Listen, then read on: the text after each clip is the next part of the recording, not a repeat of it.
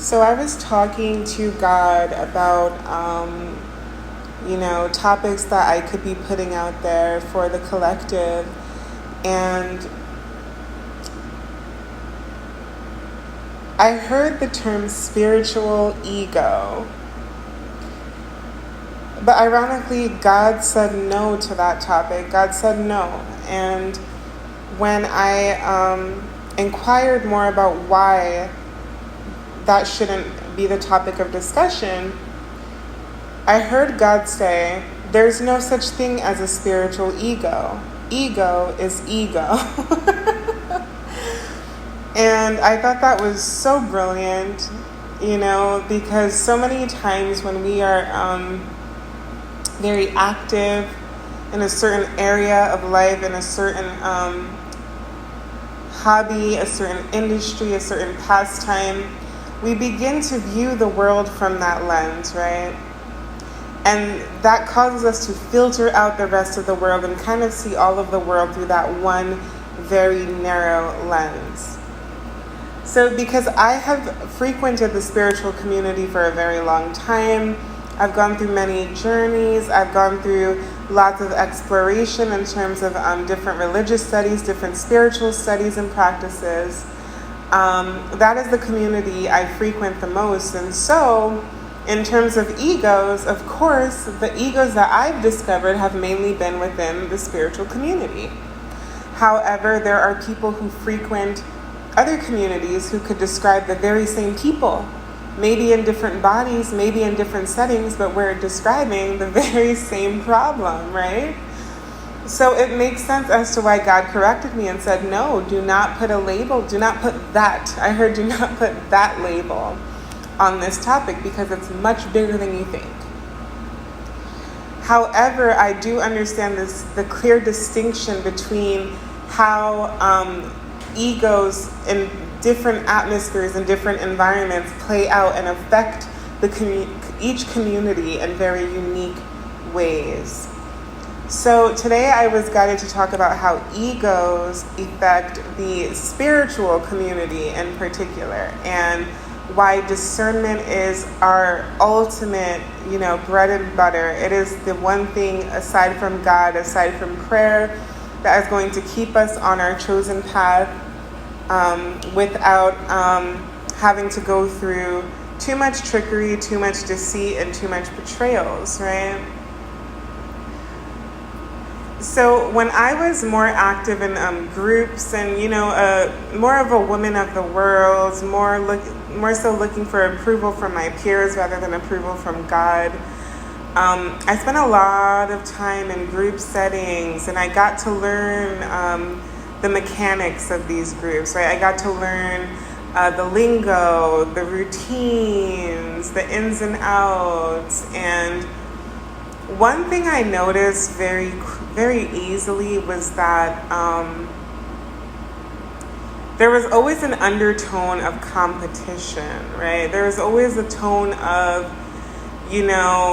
I've been here first, I know the most, or, I have a family member who's done this since this many generations, or I grew up under this denomination or with this kind of, I was into all different types of spiritual practices. I did not yet have a path. I did not yet know God. So I've, met people through various walks of life with various belief systems. And the one undertone I've noticed in almost all of these settings was a need for spiritual superiority, right? The need to prove, I am powerful, don't mess with me, and don't even try to outshine me, right? And as I said that, I just heard 48 laws of power, right? I forget which rule this was, but there is a rule that says never outshine the master, okay? Give me a second. I want to actually Google it really quickly to find out which rule this was. So never outshine the master. Which rule number was it? Law number 1. Woo, the most important one. Interesting. So that came to mind when I heard about, or when it was brought to my attention, the concept of spiritual superiority. And I have seen instances in which there were some nasty power struggles in these spaces. There were people who came into their ascension, and they ended up having a much bigger purpose, a much bigger path, maybe even a bit more visibility than those who mentored them or those who paved the way for them, and that created some resentments, that created some slights.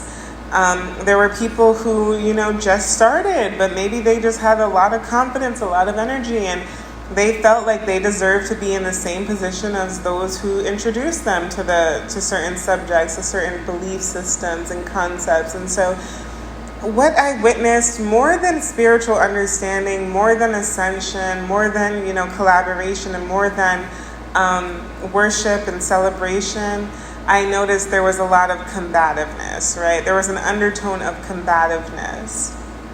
And as I'm saying that, I'm thinking of false prophecy, and how we as human beings who are seeking validation, who are seeking attention, we can sometimes use and see the spiritual path as a quick and surefire way to visibility, to fame, sometimes even to success, and that can cause us to manipulate our ancestors. That can cause us to manipulate our angels and spirit guides. That can cause us to try and manipulate God even.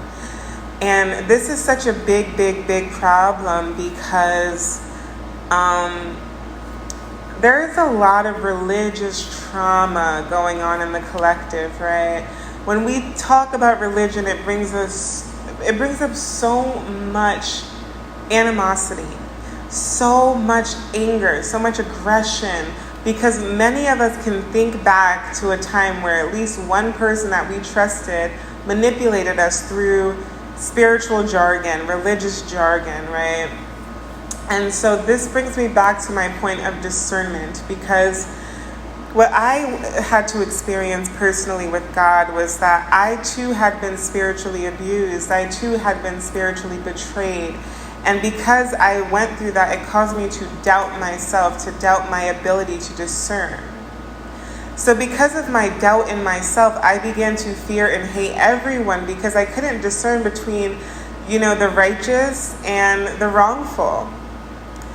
And so I decided, because I can't discern, because I don't trust my intuition, because I don't trust myself, and because I don't trust God, my only proper solution is to be suspicious of anyone. And it took me a long time to overcome that resentment, because that's what it was. It was a resentment that I projected onto a whole collective of people. And as God walked me through my path, and as my discernment strengthened, I began to see the loophole in my own thinking, and I corrected myself. So one thing I love to talk about when I'm talking to anyone, when I'm counseling anyone, for those of you who are new to my energy, to what I have to say, I do have a background in psychology. I have counseled before, both in spiritual ways as well as clinical ways. So sometimes you will hear me bring up some psych jargon.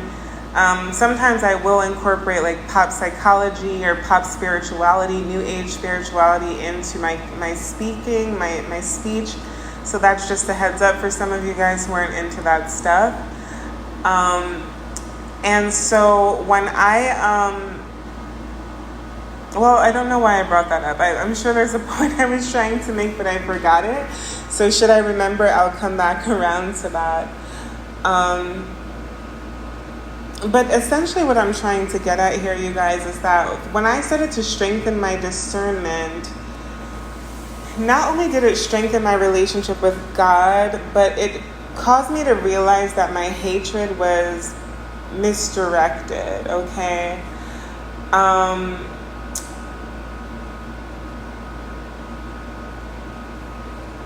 I understand the hesitancy that people have when it comes to walking with God or finding a spiritual path, because it's almost like walking through a street market, a night market in a foreign country, right? You have all of these people trying to pitch to you, sell you, win your soul, win your attention, win your loyalty without proving themselves, without earning your trust. And it makes you feel like you want to crawl into a hole and protect yourself, right?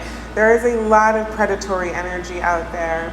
And to be honest, there's no real way around, dealing with false prophets, dealing with, charlatans, as a lot of people like to call it, scammers, scam artists. The only real way to avoid those types is to discern, you guys. There's no way around discernment. There's no way around strengthening your intuition. In fact, it is actually one of the most essential assignments that God will give you on your chosen path towards ascension before you can be given bigger assignments, right? So when I come across people who are like, I can discern for others, but I can't discern for myself, it always raises an eyebrow with me, because I'm like, well, how could you discern for others if you can't discern for yourself, right? How could you have or command authority over the lives of another when you cannot trust yourself enough to command your own life, to lead or dictate your own life? So it's very important that we develop discernment, right? We strengthen our crown chakra, not only so that we can better connect to God, but also so that we can better our human experience all together, okay? We all know that the earth is not a heavenly place. It is tainted beyond measure, and the only way to win God's protection throughout the darkness of this realm is to really do our spiritual work and to follow our chosen path. Some of you may refer to this as our north node, right? To follow your north node. It is when we rebel or when we resort to self-node tendencies that we lose protection. Then we kind of start to feel left for dead in this very scary world, right? And it's funny because on one hand, we do have scary things like criminals, thieves, murderers, people who cause real harm on the physical level. But when we realize that on top of that, we also have like scary things on the fifth dimension where there's like these entities and critters and creatures that are just as predatory, it can create real angst within us, right? And what I've learned is that the only real way, once we start to see into the spirit, once God gives us that opportunity, it makes us realize, for one, why we need him to begin with. And secondly, why it's so important to discern. Because if we know that human beings are just going through a spiritual experience, everyone we encounter is at different levels of their spirituality. They're walking with different spirits and entities. Some are walking with demons without knowing. Some are walking with demons while completely being in the know. Some are walking with angels without knowing. Some are walking with angels while being completely in the know. Some are walking with God without being in the know. Some are walking with God while being completely in the know. And when we can see into the spirit, we can discern who is who, what is what, and where people are on their journeys. And that discernment, you guys, my goodness, that discernment can and will save your life, okay? It will save your life. I just saw a scenario in my head, When I was younger, I didn't have the ability to see in the spirit. I could feel things very strongly, but I couldn't make sense of them. I remember once I was, in college, a guy offered me a ride. He seemed very sweet, but on the energetic level, I don't know, something felt very off. I just felt very repelled by his energy. He kept offering and offering and offering, like, come on, let me give you a ride, very convincing. And I couldn't see into the spirit at that time.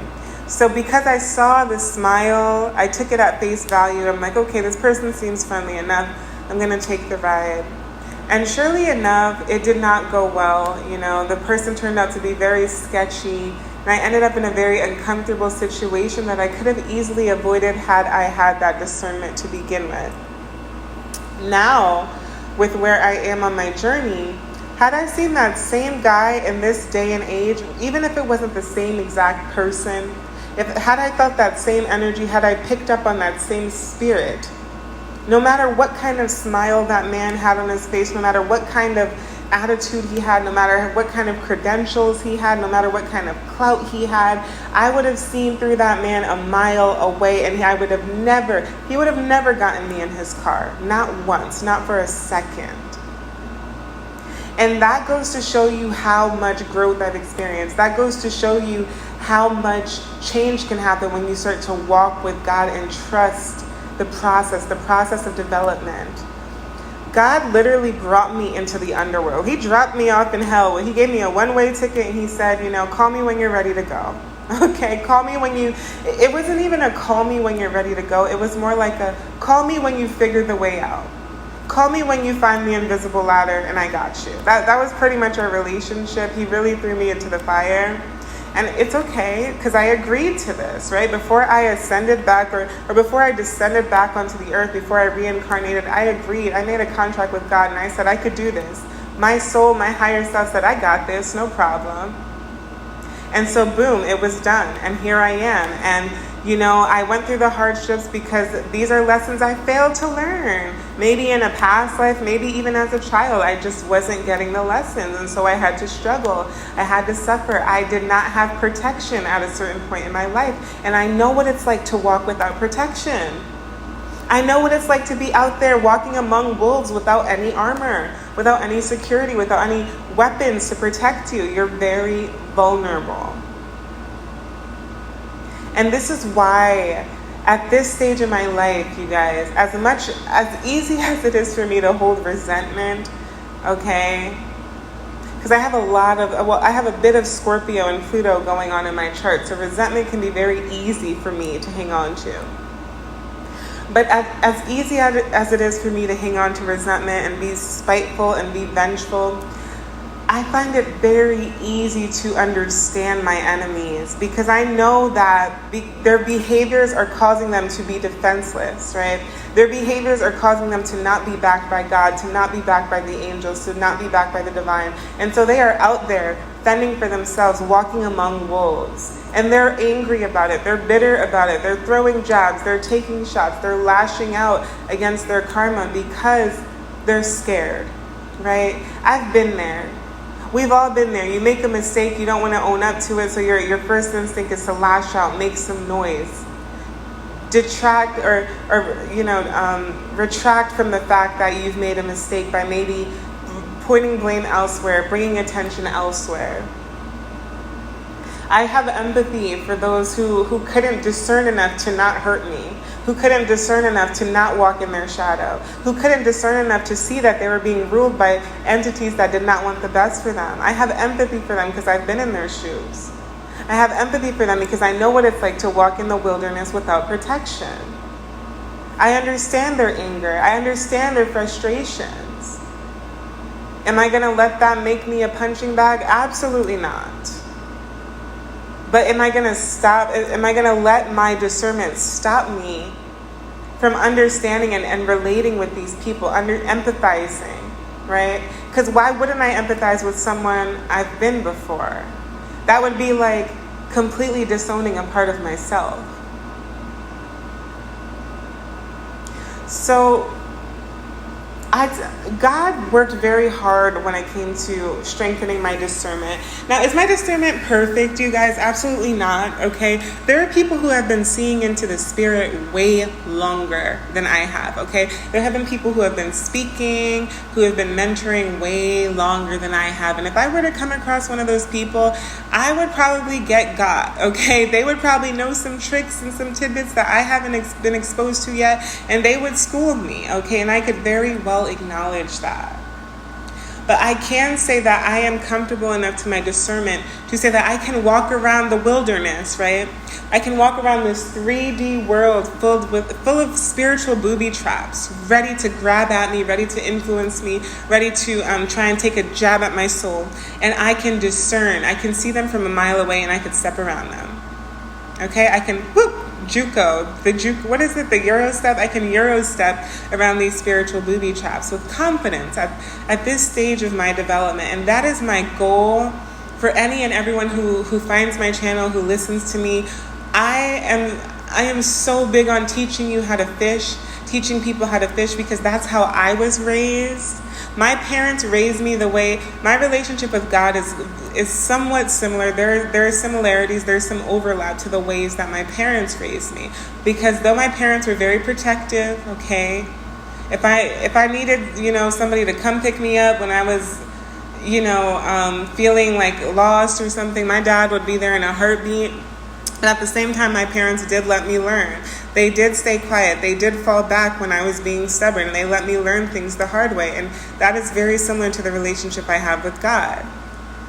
So when I tell you God worked and worked and worked and worked on my discernment through lots of trial and error, even when I had forsaken him and I was ashamed to claim him and I was ashamed to say I believed in him and I wanted to fit in and I wanted to be a woman of the world and do what was in, do what was popular, God was there for me, strengthening me, teaching me lessons without me even realizing that they were lessons.